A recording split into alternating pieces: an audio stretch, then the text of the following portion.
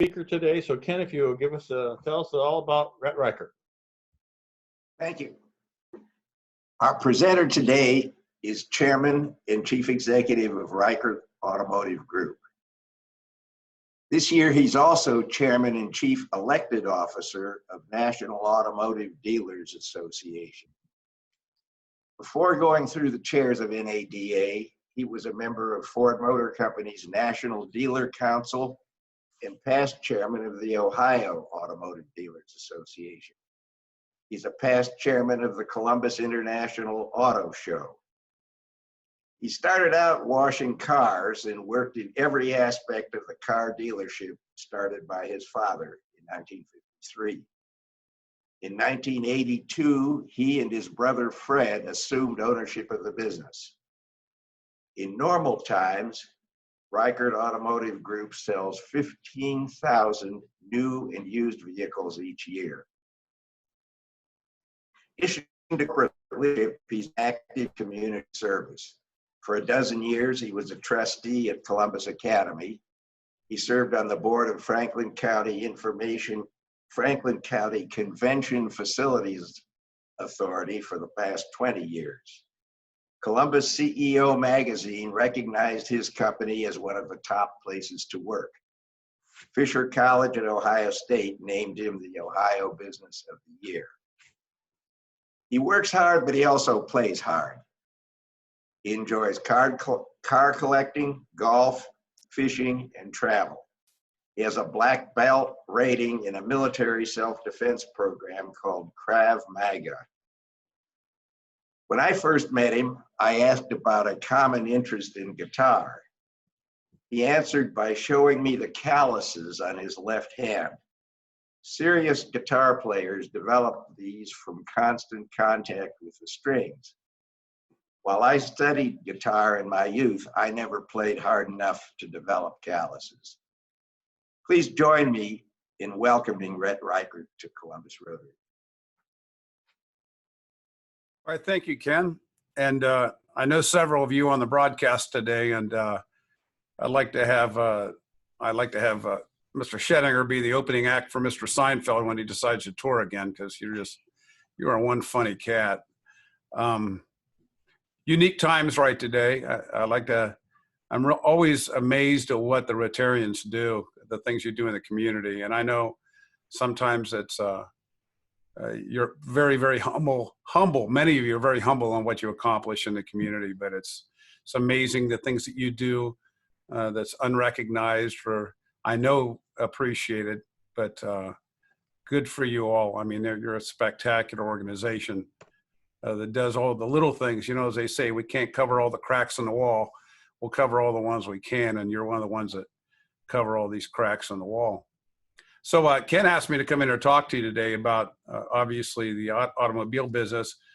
Since I am chairman of the National Auto Dealer Association, we have, I'll give you some quick factoids. We have about 18,500 car dealerships in the United States, that and heavy duty trucks.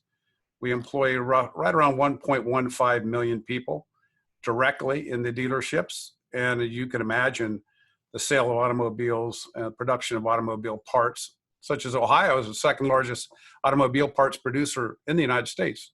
Number one is Michigan.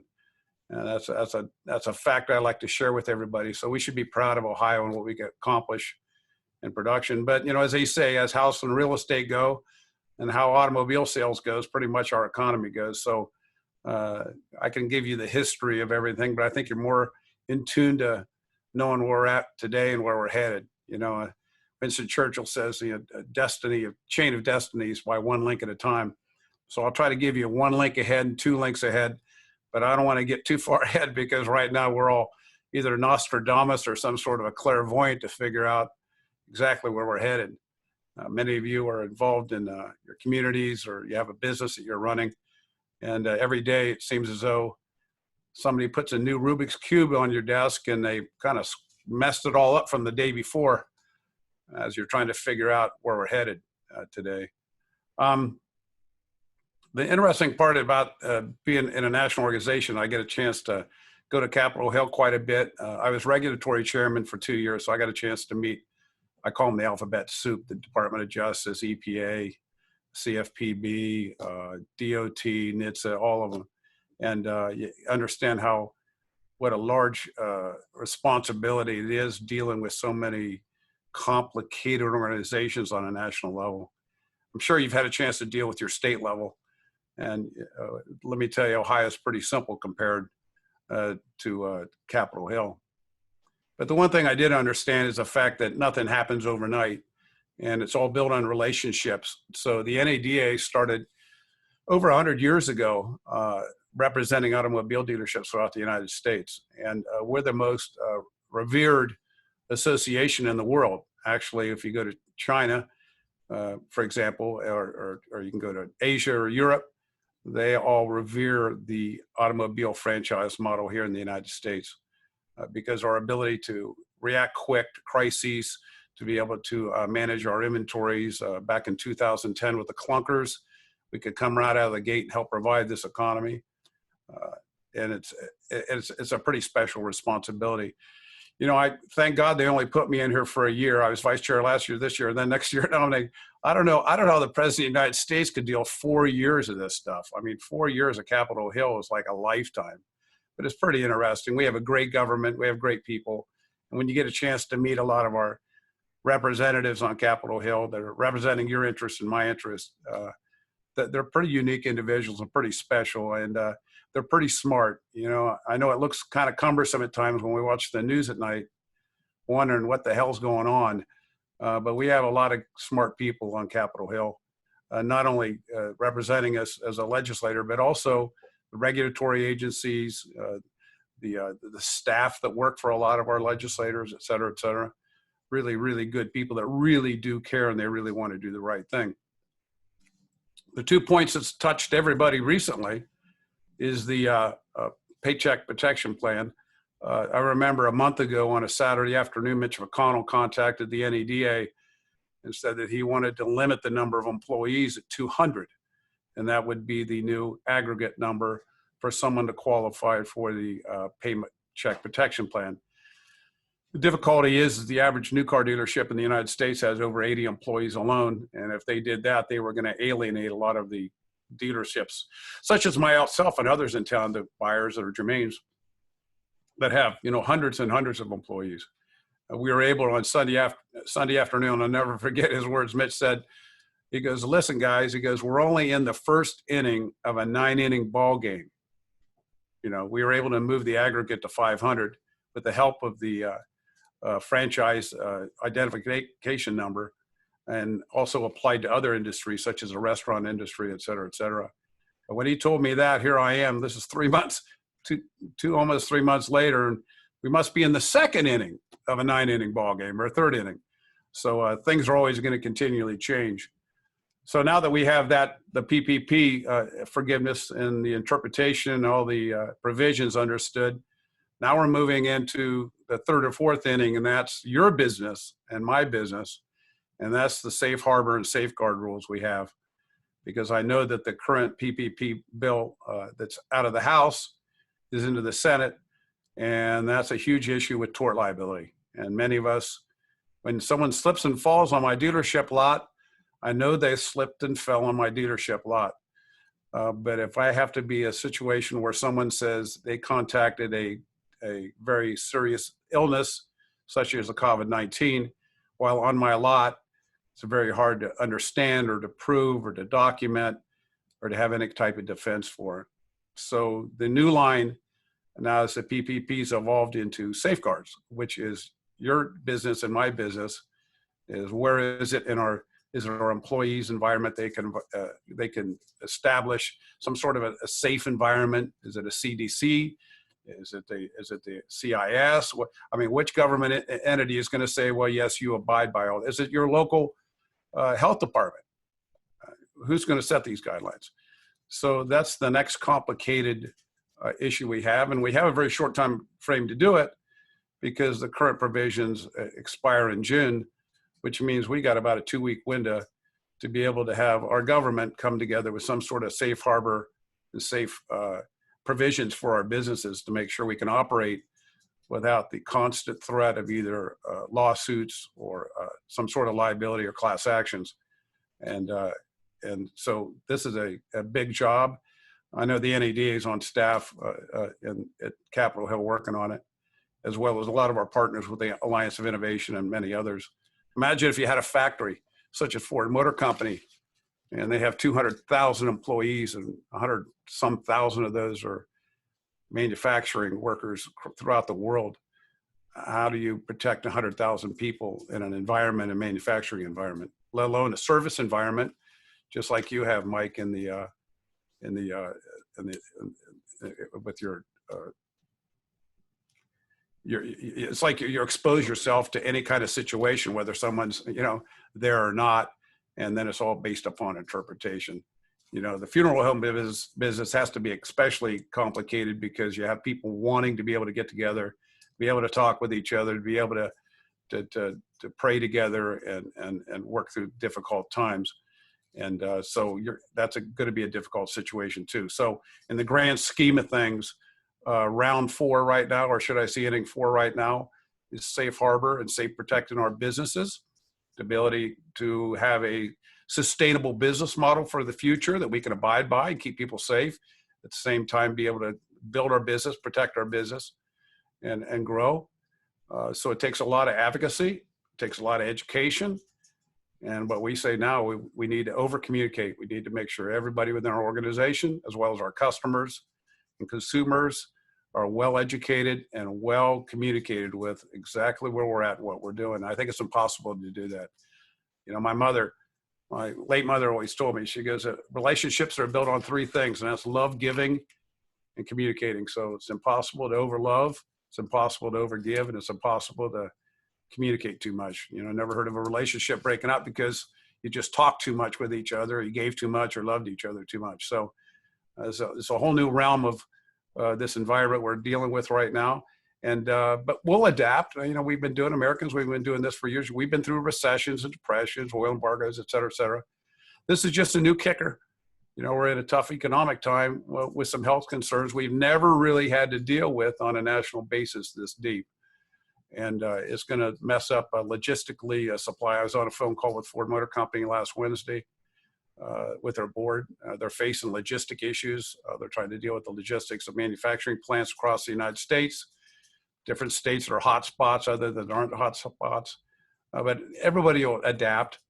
The nice thing is that when we had this big tariff war here for the last couple of years, in which the president brought forward, many of these manufacturers went to plan B, C, and D when it came to supplying parts and equipment, parts and manufacturing destinations to be able to produce their products. So those plans went in immediately with this, because, as you know, Mexico's still not out of the dark yet as far as manufacturing. Some states are starting to manufacture, but let's face it, it's going to be it's going to be a strong but steady recovery from this. People say, is it a V, is it a U, is it a long U? Who knows what that is? I just know the next link in the chain is a safe harbor. We have to keep an eye on our businesses. We have to take a look at our employees to make sure they're safe. We have to do everything possible we can to be able to come back with this with our neighborhoods and our community, and be able to put our arms around each other and know that our businesses are changing. And quite frankly, it's not an evolution right now.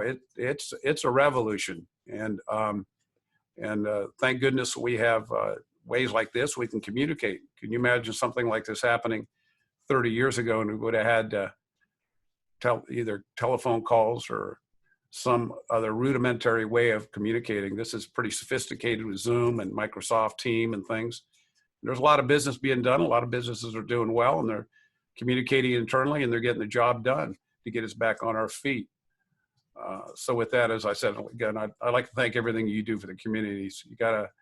You guys are a shining star. You do Herculean work that no one even sees, and that's pretty special in itself. If you'd like, I can take some questions if you want to know. I have all kind of facts you want to have. I've got them memorized because I got to talk to legislators, so I got them in the back of my mind. But I even brought some slides if you want to show. I can show you a few slides about the automobile business, or I can take some of your questions if you have it about currently about the industry, or maybe even private businesses such as myself. Rhett, you have a little bit more time here if you'd like to keep going. If you do have some slides you can bring up very quickly, that would help you Oh, okay. All right, demonstrate great. your points. You have time for that. We would like to have questions, but we can certainly, you can certainly go on a little bit longer before we switch to questions. Well, these are my factoids. These are cocktail chatter. I always like to share cocktail chatter because you might know something somebody else doesn't know. But since you're all at home having your cocktails by yourself, I guess you can impress your spouse or something.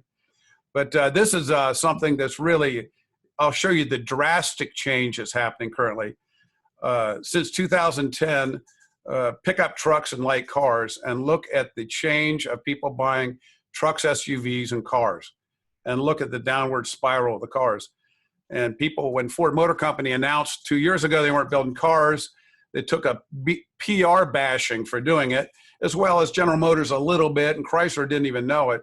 But quite frankly, customers are more wanting small SUVs, big SUVs, and light-duty pickup trucks. In fact, light-duty pickup trucks in the last 60 days are only off 0.1% of sales, and everything else is off 30 and 40%. So the pickup truck market is still pretty strong. You can show the next one here. I'll give you another factoid. Right here, you can see the CUVs are your small sport utility CUVs. You can see they make up about 40%. Small cars, middle cars, large cars, SUVs, and vans, and the pickup trucks on top of it. So it's pretty amazing. If you look at the April numbers, April 19 and April 20, they're up, significantly. When you take a look at the cars that dropped, SUVs are up, et cetera, et cetera. It's just let you know it every time you go to the shopping center and you got to squeeze your car into a parking spot. It's probably because there's a pickup truck next to you. So what's the next one? This lets you know the forecast of the NADA. We have a PhD. In my case, PhD stood for Papa Had Dealership, but we actually have a PhD on staff economists. The NADA has about 180 employees in Tyson's Corner alone. And we have state ATAEs, as you might know, the Dorn family, Zach Dorn and Tim. They represent each one of our states for our grassroots level. So we have economists. We got a half a dozen people, and all they do is grind and vet numbers, because it's very difficult to talk to a legislator to be able to advocate when you have numbers that are not accurate. So what we do is we take a lot of sources, this one here with Ward's NADA Act Research. We combine them all together, and there's a lot of facts out there, but sometimes there's not a lot of truth. So our forecast for 2020 for the automobile new car industry this year is a 13 to 13.5 million SAAR, which is annual sales rate, from a 17 million steady rate since 2015. And this is pretty difficult if you think in your business, if you went from 17 to 13, or you saw yourself a 25% decline in your business, you'd have to be making some major modifications to your business model, as well as taking a look at your sustainable business model for the future. Challenges dealers are going to overcome. We've faced them forever as a chameleon, but this is our forecast, printed forecast for 2020, 13 to 13.5 million in new. So you can show the next one.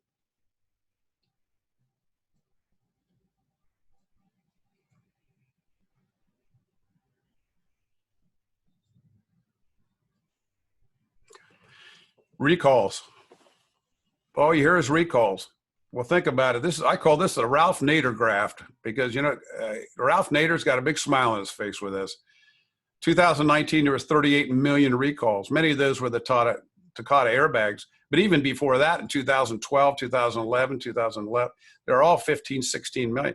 That's as many recalls as vehicles that were being sold. That's how many recalls are out. And there's still 40% of the recalls are outstanding in the United States. Once a car gets beyond about 8 or 9 and 10 years old, people don't care about the car's got a recall on it or not.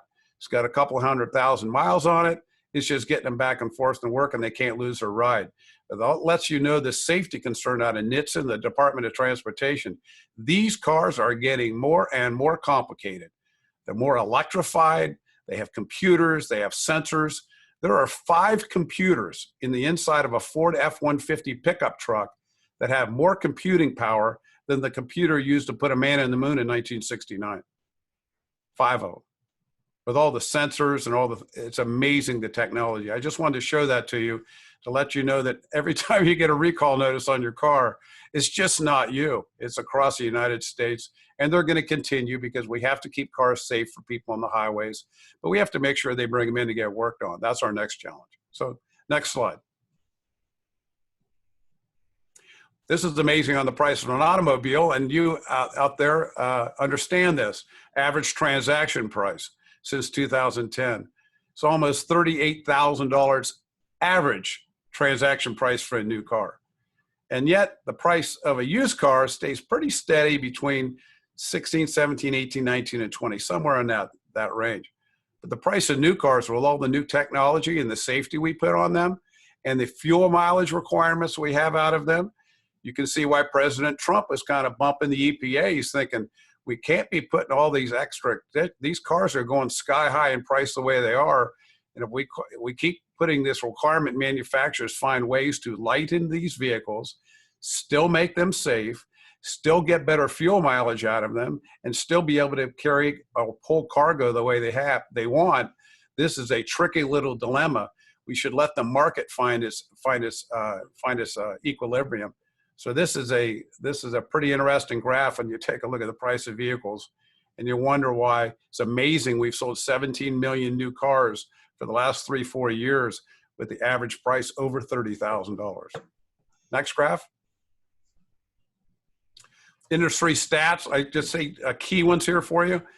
11.8 years is the average vehicle on the road. You know, there's 279 million units in operation. Every year we scrap about 1 million cars, but we put another 16 million new ones on the road. Think about that. So by the end of next year, we'll have another 16 million or 15 or 12 million vehicles on the road.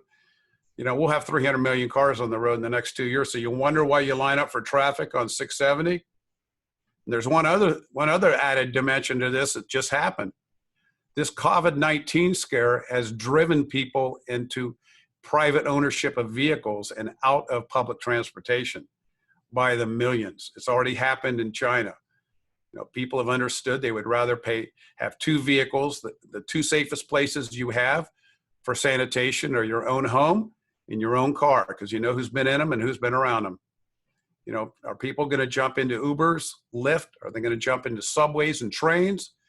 Just think of the airline industry to boot. Or are they going to take that 4-hour drive in their car? Or are they going to take that 1-hour plane ride? It's going to dramatically change mobility in the United States. As I said, it's a revolution, not an evolution. The average ownership length of a new vehicle is almost 80 months. It's because the cars are built better, they last longer, and they're safer, and they still get pretty darn good fuel mileage, especially now with the price of gas as cheap as it is. And the average ownership of a used vehicle, people buy a used vehicle, they keep it 66 months. They keep their used vehicle almost as long as a new vehicle.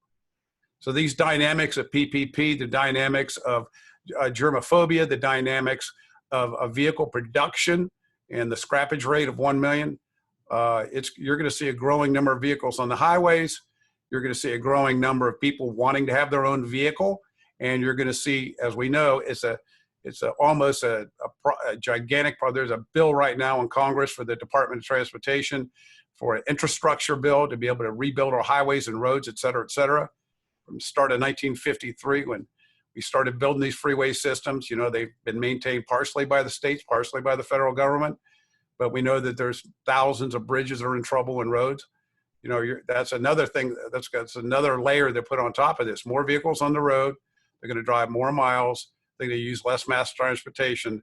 And the roads we have are degrading at record pace. So that's going to be another challenge our government's going to have. All right, next slide. That's the last slide I have. That's the last slide. Well, as you can probably tell, I'm not reading a monitor. I can talk all day long on this, but I'd rather have a glass of wine outside around a fire pit as soon as I can. Do I have any questions? I can answer anything you'd like. You know, what is the percentage of electric vehicles in your experience happening, and also the alternative fuels like natural gas, fuel cell? Well, I'm going to get rid of one misnomer. I spoke at Smart City. I talked to the group down there. I said, listen, I hope everyone is required to have to buy an electric vehicle. That means everyone has to come trade their car into me to buy an electric vehicle. So it's a misnomer. It's just the consumer demand has not been there at large. When you look at small providers like Rivian or Tesla, they're building a few 100,000 vehicles. There's 70 million new cars sold in the world every year. 70. And they're producing 200,000, 300,000, 400,000. It's not even a blip on the radar. You know, you have to have infrastructure for that. You have to be able to have a demand for it. You have to have the cost line up for people to buy it, because the people buying the Teslas now are first advocators and people that got a lot of money. Average income of a Tesla owner is 200,000.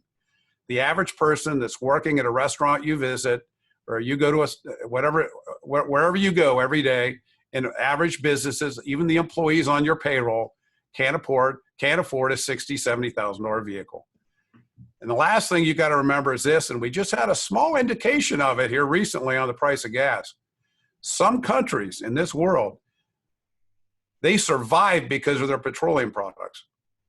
So if you think that they're going to go ahead and say, well, we're not going to build any more petroleum vehicles because the price of gas is too high and it will affect the cost of ownership, look how low they just drove the price of gas recently. They've already drilled those wells. They've already got the well drillers. They're in place. Now theirs is just the process and the variable cost of producing petroleum products. They can do it exactly what happened here in the last 2 months next week. So for people to sit down and justify, I want an all-electric vehicle, when the vehicles produced right now, average fuel mileage is over 30 miles per gallon anyhow. I mean, at what point in time are we going to force people to spend $30,000, $40,000, $50,000 on a new car or a used car when they can buy one for 20 or 25 and they can satisfy their needs and wants and everything they can? So there's a time for the electrification, and it's coming, and we're in total support of electrification. Total support if it's affordable.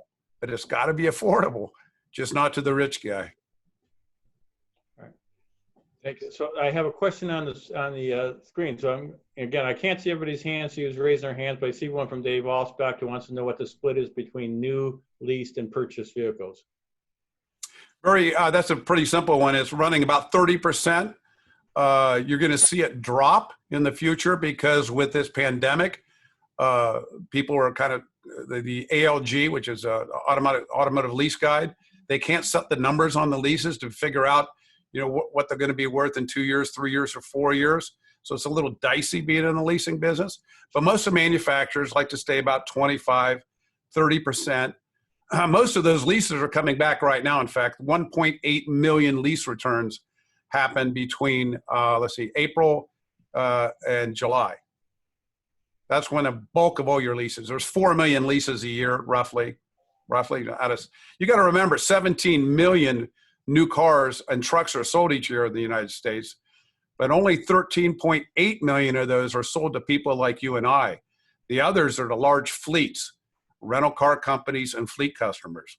So when you look at 4 million lease returns, or 1.8 million lease returns, with a 13.8 million actual retail sales, that's about 30%, 25, 30%.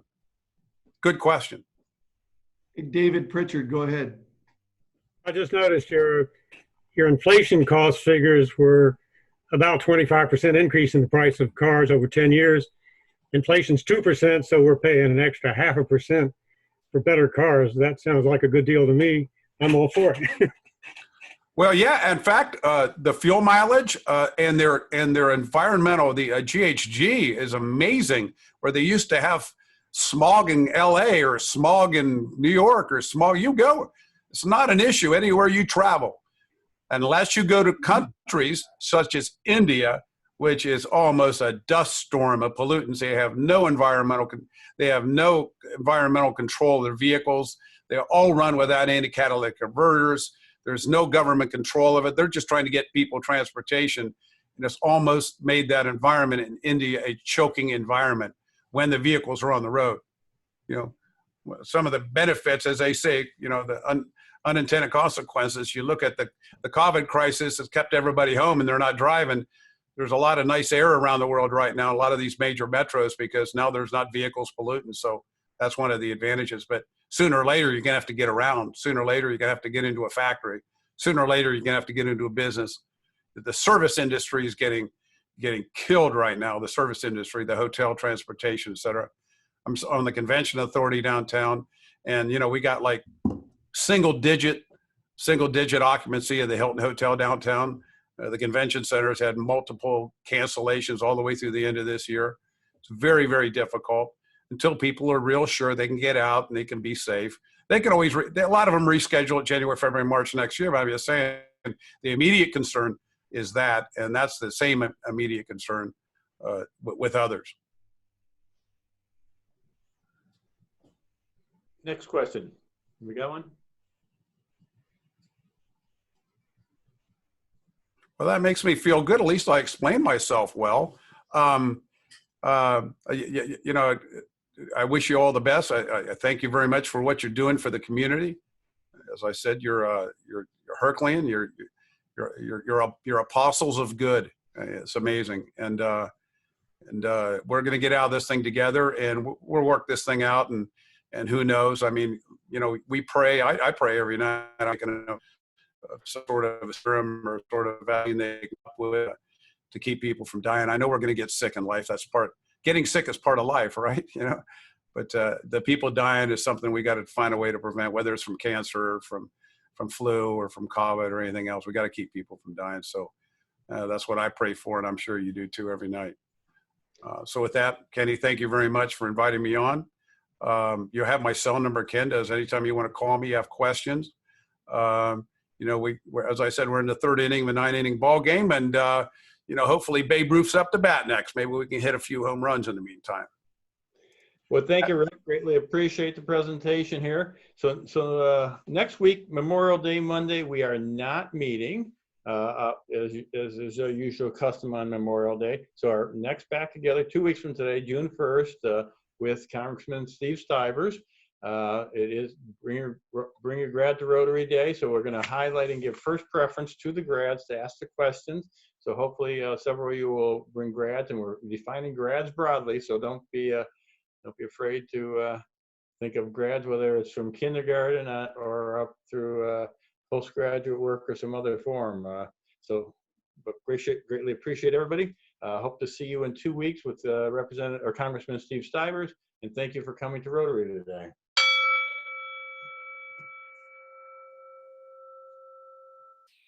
Thanks,